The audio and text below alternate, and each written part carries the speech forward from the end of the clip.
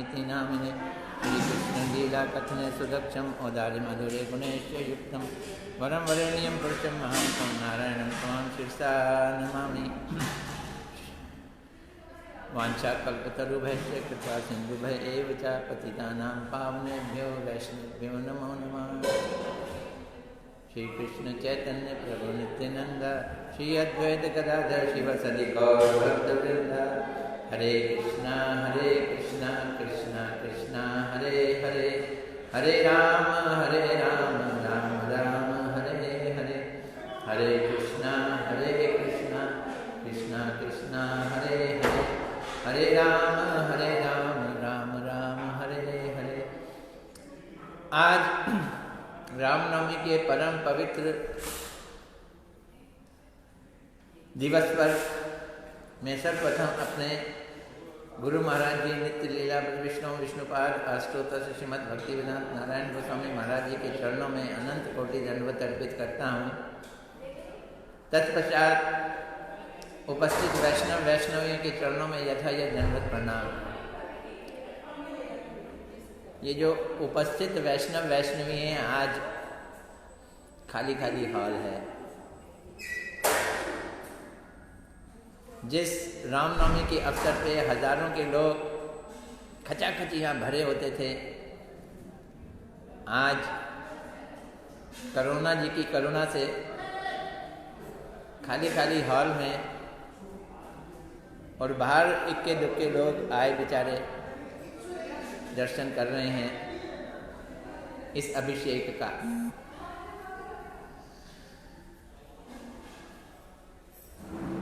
इस मौके पे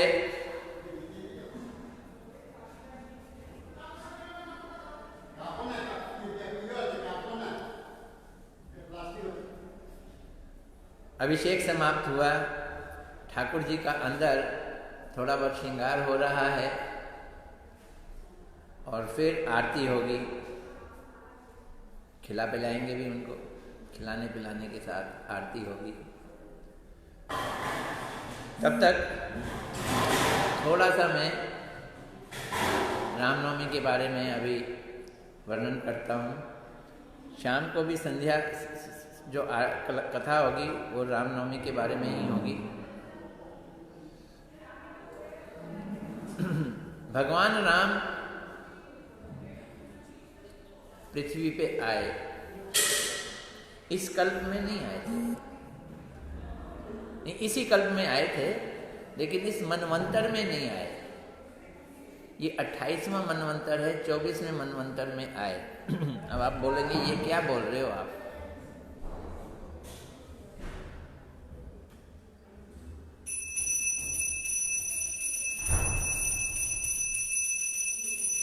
बस इसको 28वीं चतुर्युग है, मनवंतर ने चतुर्युग, और वो आए थे 24वीं चतुर्युग में।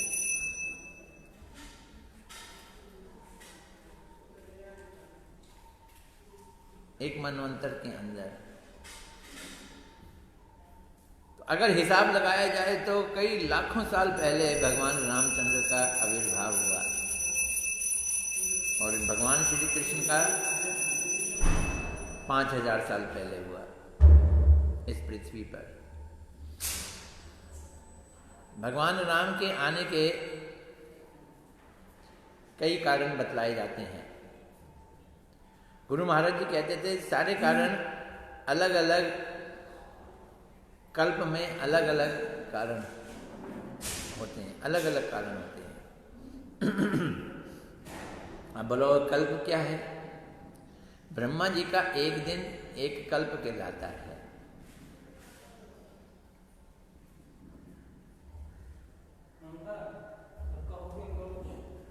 और ब्रह्मा जी के एक कल्प में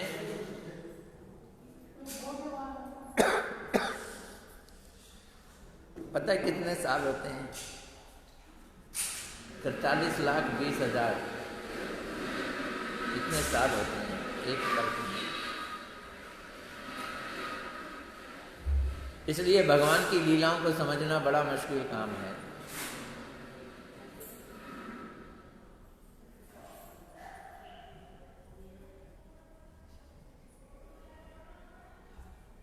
अब एक कारण सुनिए। 4 कुमार, सनक, सनंदन, सनत कुमार, सनातन, ये 4 कुमार, इन्हें चतुर्सन भी कहते हैं। चतुर्सन ब्रह्मा जी के पुत्र। एक दिन इनके अंदर लगन लगी भगवान नारायण के दर्शन करने की। ये लोग ब्रह्मचारी हैं, ये लोग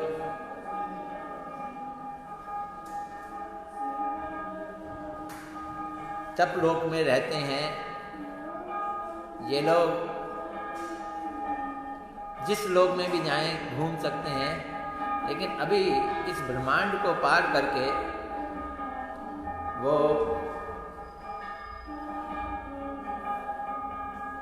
भगवान के धाम नहीं गए थे।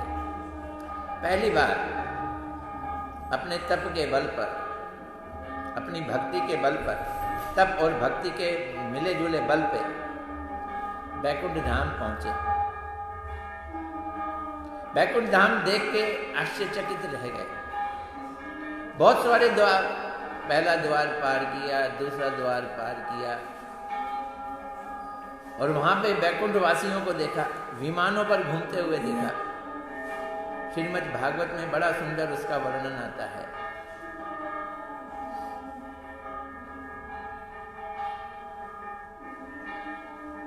बैकुंठ जा रहे हैं, सारे के सारे बैकुंठवासी वहां भगवान की स्तुति कर रहे हैं, नारायण की स्तुति कर रहे हैं।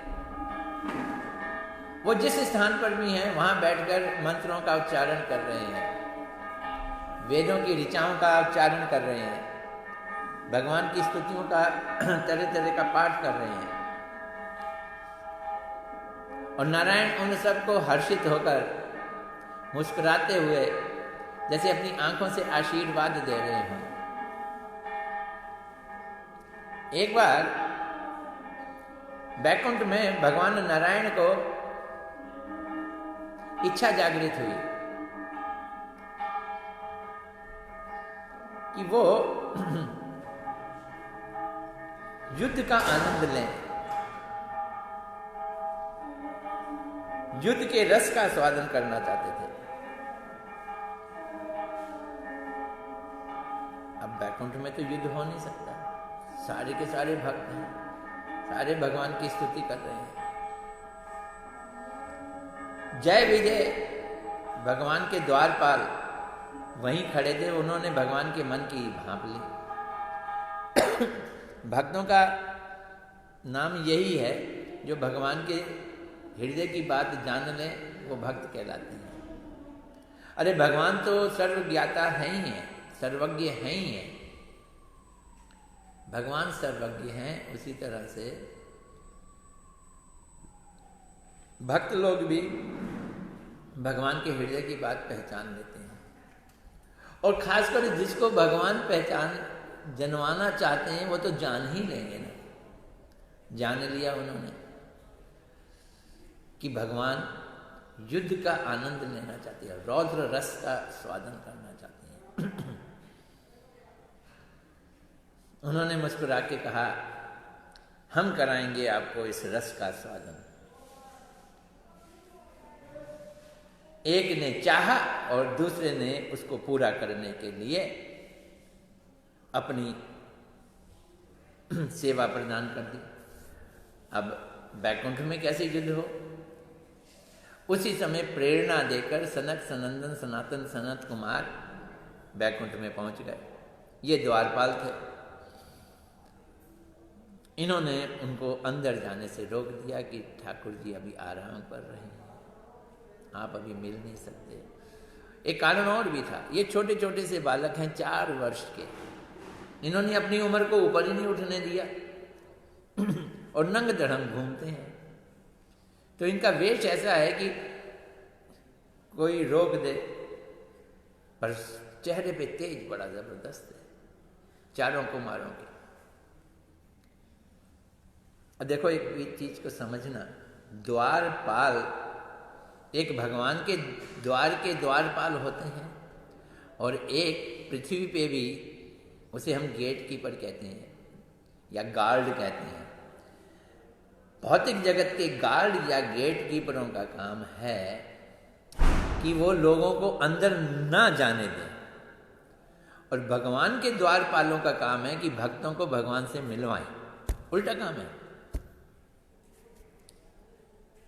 वो भी भक्त हैं और मिलने आने वाले भी भक्त हैं। भक्ति तो भगवान से मिलवाएगा, लेकिन पता नहीं जय विजय के मन में क्या आई, उन्होंने रोक दिया। अब देखो, एक भक्त कितने सालों की भक्ति और तपस्या के बाद भगवान से मिलने के लिए जा रहा है और भगवान के अंतिम द्वार पर पहुंच गया है, और बस अब भगवान के दर्शन हुए, मन में उसके उत्साह, उत्कंठा और उल्लास भरा पड़ा है, और उसी समय कोई उसको बीच में रोक दे, नहीं तुम नहीं जा सकते। उनको क्रोध आ गया, चारों कुमारों को क्रोध आ गया। उन्होंने गुस्से में कहा,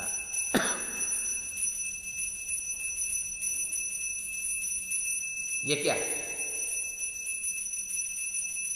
तुम असुरों जैसा काम कर रहे हो। रोक टोक का काम असुर करते हैं ना, भगवान से ना मिलाने वाला काम असुरों का है ना। असुरों जैसा काम कर रहे हो, तुम इस स्थान पर रहने के लायक नहीं। अब भगवान के धाम में कोई गिर तो सकता नहीं है, पर इनके अंदर विचार आ रहा है, क्रोध आ रहा है। हम श्राप तुमको देते हैं, जाओ पृथ्वी पर असुर बन जाओ। श्राप मिल गया। वो सन्न से खड़े हुए सुनते रहे। इतने में जी भगवान आ गए। चारों कुमार अंदर नहीं जा सके, प्रवेश नहीं किया बैकुंठ में, भगवान द्वार पे आ गए। भगवान का रूप लावण्य और उनका ब्यूटी देखकर, खूबसूरती देखकर, उनका सौंदर्य देखकर ये तो हक्के बक्के रह गए, शक पका गए। भगवान कहते हैं, ब्राह्मण को मारो, आप यहाँ आए, बड़े आनंद की बात है। मुझे बड़े खेद से कहना पड़ रहा है कि मेरे सेवकों ने आपका अपमान किया। ब्राह्मण तो मेरे लिए पूज्य हैं, उनका अगर कोई अपमान करे तो मैं ये सहन नहीं कर सकता। अगर मेरे हाथ भी ये ऐसा काम करेंगे तो मैं अपने हाथ काट दूंगा, ऐसा बोल दिया भगवान। बोलते चले जा रहे हैं, ब्राह्मणों की प्रशंसा बोलते चले जा रहे हैं। और चारों कुमार शक पका के वहां खड़े हुए हैं कि हम जिन्होंने भगवान के कभी दर्शन नहीं किए, आज पहली बार बैकुंठ में यहाँ पहुंच पाए हैं। हमारी ये हिमाकत, हमारी ये मजाल कि भगवान के नित्य सेवकों को हमने श्राप दे दिया। देख, अपने को दिखा रहे, देख, वो बोल रहे हैं भगवान को, आपके इस मोहित करने वाले वचनों से हमें समझ नहीं आ रही आप कहना क्या चाहते हो। दोष तो हमारा है जो हमने ये श्राप दे दिया। भगवान ने कहा, अच्छा श्राप दे दिया है तो अब आप इनको इसका निवारण भी करो। तब उन्होंने कहा कि 3 बार ये असुर योनि में जन्म लेंगे और चौथी बार ये वापस आ जाएंगे। 3 बार के बाद वापस आ जाएंगे। तो पहले भगवान को युद्ध का, रौद्र रस का आनंद देने के लिए ये क्या बने? ये बने हिरण्यकश्यप और हिरण्याक्ष। हिरण्याक्ष की वराह भगवान के साथ बहुत लंबी लड़ाई हुई। देवता लोग घबरा गए, इतनी लंबी लड़ाई हुई। देवता लोग तो यूं डरने लगे कि कहीं ये जीत ना जाए और भगवान हार ना जाए। भगवान की लीला भी ऐसी है कि देवताओं को भी सिर चकरा देती है। भगवान कृष्ण की लीला देखो ना, इंद्र का सिर चकरा गया और वो प्रार्थना करने लगे कि प्रभु संध्या होने वाली है, रात होने वाली है, इनकी शक्ति बढ़ जाएगी, आप इसे मार दीजिए। जब उन्होंने देखा कि देवता लोग बहुत पीछे पड़े हुए हैं तो उन्होंने एक छोटा सा प्रहार किया, वो मर गए। ये तो भगवान को मारने में कोई देर लगती, भगवान तो रस का स्वादन कर रहे थे और भक्त उन्हें रसास्वादन करा रहे थे। अब भक्त यही कार्य जय विजय वैकुंठ में नहीं कर सकते, उसके लिए एक विरोधी भाव बहुत जरूरी है, दुश्मनी वाला भाव, शत्रु वाला भाव बहुत जरूरी है। वराह भगवान इंतजार कर रहे थे कि वो क्या कहते हैं, हिरणाक्ष इंतजार कर रहा था कि कभी भगवान मेरे सामने आए, मैं युद्ध करूं, क्योंकि नारद जी ने कहा था कि तुमसे युद्ध करने के लायक सिर्फ एक ही जना है, वो है भगवान। और युद्ध करने के लिए ललायित हो रहा था और ऐसा युद्ध कराया कि आनंद दिया। ऐसे ही हिरण्याकश्यप प्रहलाद का पिता, उनके साथ भी उनका बहुत बहुत भयंकर युद्ध हुआ। युद्ध नहीं, युद्ध के रस का स्वादन हुआ। और फिर दूसरी बार यही दोनों रावण और कुंभकर्ण बने, और रावण और कुंभकर्ण के रूप में इन्होंने फिर भगवान को रसास्वादन कराया। रावण और राम का युद्ध बहुत बहुत भयंकर चला था, रावण मर ही नहीं रहा था। तब विभीषण के बीच में आने से विभीषण ने राज की बात बतलाई, तब रावण मरा। ऐसे ही कुंभकर्ण का और राम का युद्ध भी बहुत लंबा चला था।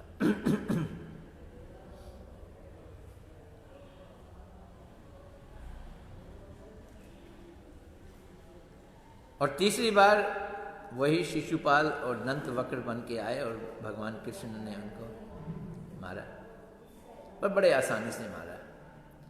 अब वो जय विजय बनकर अपने धाम चले गए।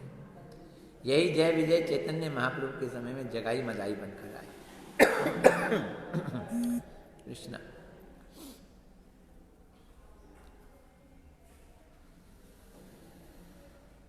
अब देखो, ये एक भगवान के ब्रह्मा जी के एक दिन का, एक कल्प का लीला है। दूसरे कल्प की लीला नारद जी का मोह। नारद जी भगवान का भजन करते करते पर्वत की पहाड़ियों में ऐसे डूबे कि उनकी समाधि लग गई। इंद्र घबरा गए, उसने कामदेव को भेजा और कामदेव ने पूरी कोशिश की अपनी अप्सराओं के साथ उनको मन विचलित करने की। नारद जी ने आंख खोल के मुस्कुराकर कामदेव को कहा कि तुम इस कार्य को क्यों कर रहे हो। कामदेव घबरा गया कि शिव जी को भी मैंने ऐसे ही किया था, तो उन्होंने तो मुझे भस्म कर दिया था। कामदेव ने प्रार्थना की तो नारद जी ने कहा, जाओ, मैं तुम पे कोई क्रोध भी नहीं करता, जो हुआ सो हुआ। कामदेव जब चला गया तो ये कहता हुआ गया कि आप तो शिव जी से भी ऊपर निकले। जब मैंने शिव जी को ऊपर अपना काम बाण का प्रहार किया तो शिव जी को क्रोध आया और उन्होंने मुझे भस्म कर दिया। आपको तो क्रोध भी नहीं आया, आप विचलित भी नहीं हुए, क्रोध भी नहीं आया। ये सुनकर नारद जी अंदर ही अंदर प्रशंसित हो गए। ये बड़ी समस्या है, अपनी खूबियों पर अभिमान आना। और हम लोगों की हालत है कि खूबी तो है नहीं, अभिमान ही अभिमान है। खाली अभिमान के बोझ में दबे हुए हैं। ब्रह्मा जी को बोलने चले गए नारद जी। नारद जी की बात सुन के ब्रह्मा जी ने नारद जी को कहा, भाई तुम तो मुक्त पुरुष हो, तुम्हारे ऊपर काम का असर तो हो ही नहीं सकता, लेकिन ये बात शिव जी को मत बतलाना। शिव जी के पास चले गए, सोचने लगे शिव जी को ऐसे बतलाऊंगा कि जैसे मैंने बतलाया ही नहीं। विचार करने लगे कैसे बतलाऊं। तो बस शिव जी बोले, आइए आइए आइए आइए। गले लगाया, बात करने लगे। तो बातों बातों में बोले, भाई मेरे पास भी कामदेव आया था मुझे तंग करने के लिए, लेकिन मैंने उसको प्यार से भेज दिया, उसको भस्म नहीं किया। शिव जी बोले, आपको कामदेव क्या कुछ कर सकता है, आप तो बड़े महान हैं, बहुत महान हैं। अच्छा ऐसा करो, ये बात विष्णु जी को मत बतलाना। नारद जी सोचने लगे कि देखो शिव जी चाहते नहीं हैं कि ये बात विष्णु जी को बतलाई जाए, इससे उनके सम्मान में ठेस पहुंचेगी ना। अब इनसे रहा नहीं गया, जाऊं ना जाऊं, जाऊं ना जाऊं, पर चले गए जी, विष्णु जी के पास चले गए। विष्णु जी ने पूछा, अरे नारद जी बड़े दिनों बाद आए हैं। वो तो मन की बात जानते हैं, अच्छी तरह से जानते हैं। अरे नारद जी बड़े दिनों बाद आए हो। उन्होंने कहा, बस जी क्या करूं, ऐसे ही एक बार आपका ध्यान लगाते लगाते समाधि में बैठ गया था, देर हो गई। इंद्र ने कामदेव को भेजा, लेकिन उसका काम मेरे पे चला नहीं। वो डर के आया, मेरे से क्षमा मांगने लगा। मैंने उसको कहा कि ना, तू चिंता ना कर, मैं तुझे भस्म नहीं करूँगा, तू चला जा। अब विष्णु जी के बोलने, विष्णु जी को बोलने मात्र से विष्णु जी पहचान गए। अरे वाह,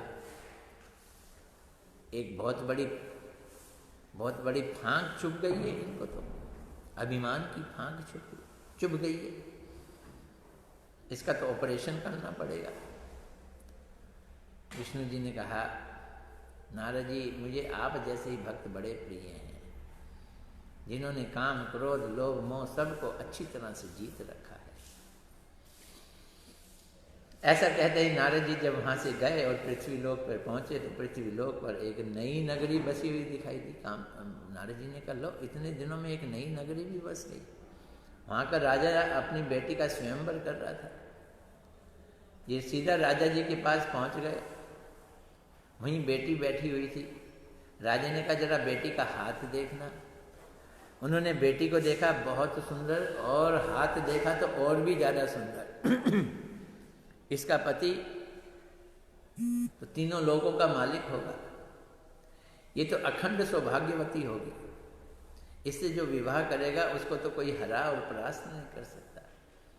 नारद जी ने कहा, इतनी सुंदर लड़की अगर मेरे को मिल जाए पत्नी के रूप में, तो कितना सुंदर जीवन हो जाए। अब ये काम की भावना नारद जी के हृदय में आई नहीं, ये भगवान की लीला है, भगवान की माया ने ये कार्य किया। कौन जीता है भगवान की माया को?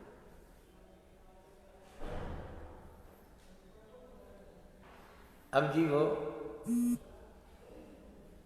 सोचने लगे नारद जी, कैसे ये लड़की मुझको मिले।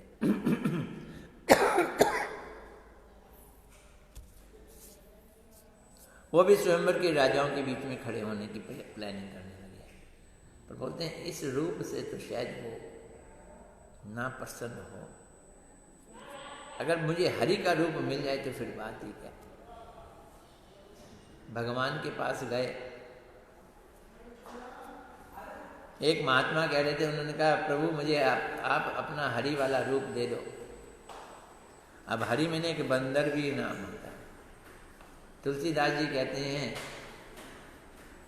नारद जी ने अपने मन की इच्छा बताई कि प्रभु मैंने जिंदगी में आपसे कभी कुछ मांगा नहीं,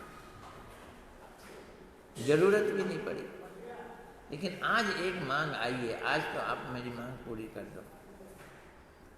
आपके पास नहीं जाऊंगा तो किसके पास जाऊंगा? मैंने क्या मांगे? वो लड़की पसंद आ गई, उसे विवाह करा दो। तो मुझे आप अति सुंदर रूप दे दो, अपने वाला रूप दे दो।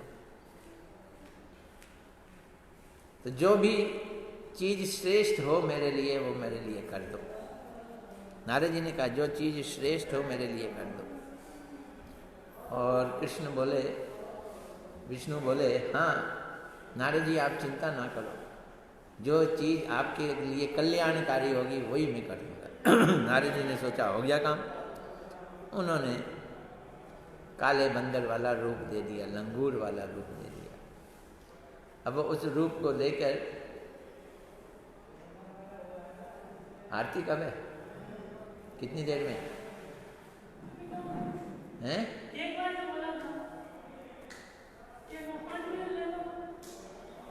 5 मिनट ले लो, बस 5 मिनट में खत्म कर दें। नारद जी ने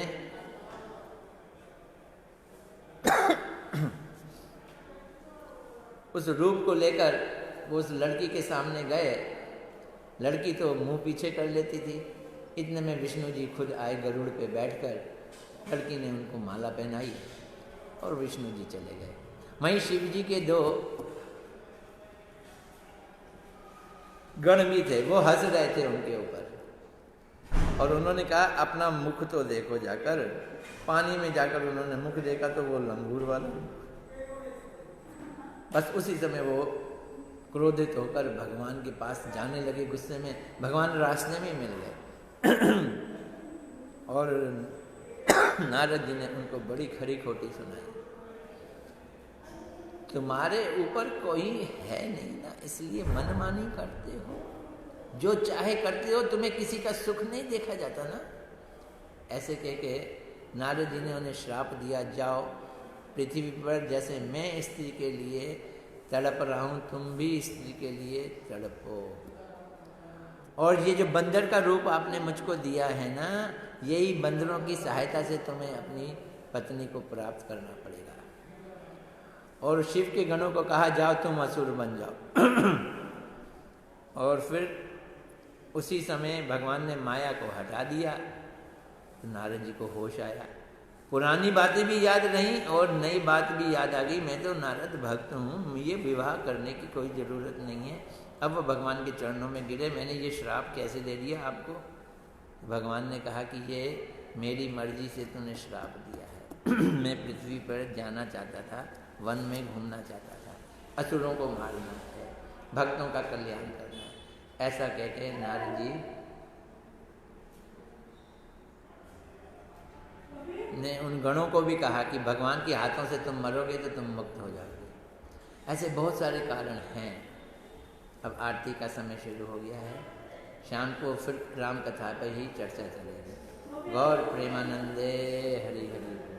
हरे कृष्णा कृष्णा कृष्णा हरे हरे, हरे राम